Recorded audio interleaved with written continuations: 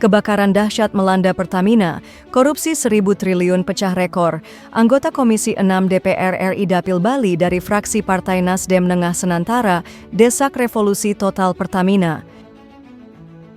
Tadi teman-teman kita sudah banyak mempertanyakan kenapa hampir semua perusahaan plat merah terjadi korupsi.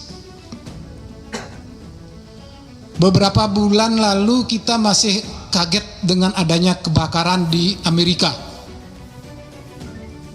Ya, tetapi hari ini rakyat Indonesia termasuk negara-negara seluruh dunia kaget dengan adanya kebakaran di Pertamina. Kenapa? Penyebab utamanya korupsi ini dilakukan oleh direksi top manajemennya.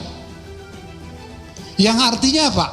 Kalau sudah top manajemen melakukan korupsi, ini artinya dilakukan secara berjemaah. Hampir semua terlibat. Yang kedua, tentu nilai korupsinya sangat fantastik. 1.000 triliun.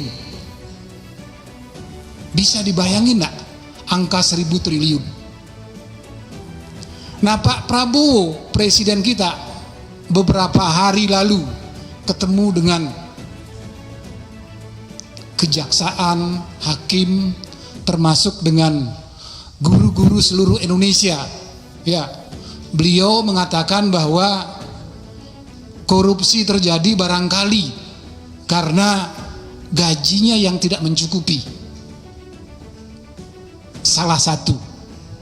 Tetapi apa yang terjadi di Pertamina?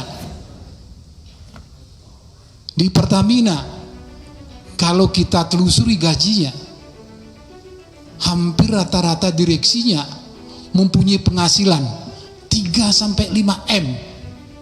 Nah, kalau kita bahasakan dengan makanan bergizi gratis buat anak-anak didik kita, satu direksi bisa membiayai 50.000 anak didik sekolah. Bisa dibayangin nggak? Nah, itu artinya apa?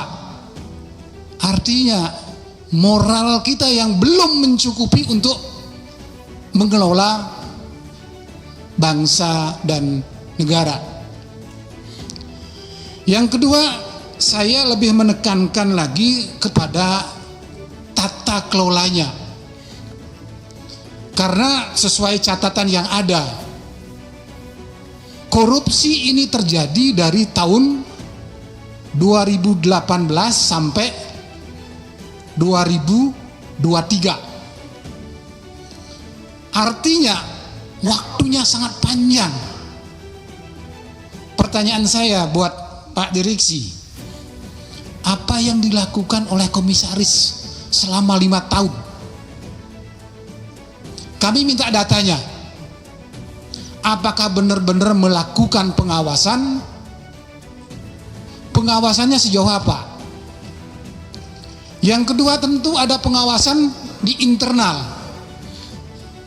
Seperti apa pengawasannya yang sudah dilakukan selama 5 tahun? Nah, ada juga pengawasan eksternal, BPK.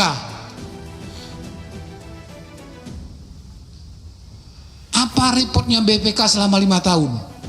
Kita khawatir selama 5 tahun ini juga ada terjadi kerjasama.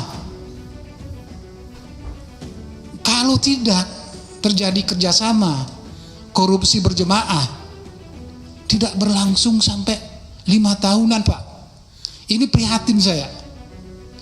Makanya saya sepakat tadi ada beberapa teman yang mengusulkan barangkali ada panja, pansus, tetapi saya lebih mengusulkan adanya revolusi terhadap kelembagaan dari Pertamina, bukan reformasi, revolusi total. Artinya semua yang terlibat di dalam manajemen Pertamina harus diaudit ulang. Tidak ada istilah titipan lagi, ya. Yang memang benar-benar sudah terlibat harus dikeluarkan. Jangan seperti tadi bahasanya dibubarkan Petral, akhirnya masuk lagi ke manajemen Pertamina, muncul lagi persoalan yang sama. Nah, yang ketiga, yang terakhir, biar tidak menghabiskan waktu, mengenai tata kelola tentang ekspor import. Gimana bisa terjadi, Pak? Ini pertanyaannya sangat sederhana. Kok mengimport RON 90 dibayar dengan harga RON 92? Di dapil kami banyak mempertanyakan, manajemennya Pertamina ini manajemen beneran atau manajemen palsu? Karena sangat jelas itu manipulasinya. Mohon penjelasannya nanti kenapa ini bisa terjadi.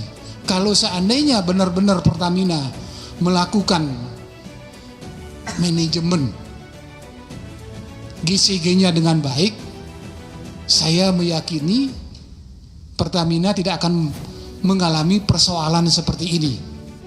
Nah, terakhir Pak, saya kebetulan dapilnya dari Bali. Bali itu adalah senternya pariwisata. Beberapa bulan lalu Bali itu mengalami kelangkaan BBM. Itu menjelang tahun baru. Ya. Masyarakat sering mempertanyakan,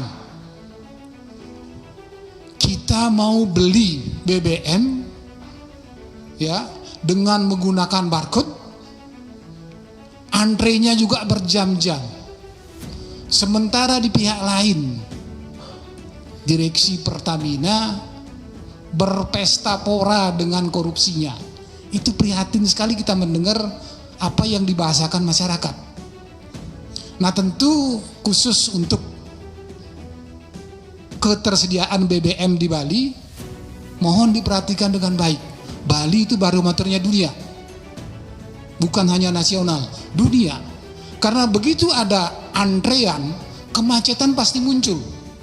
Komplain-komplain terhadap wisatawan itu luar biasa, Pak. Beginikah Indonesia mengelola Pertamina sampai sebegitu komplainnya wisatawan yang ada di Bali?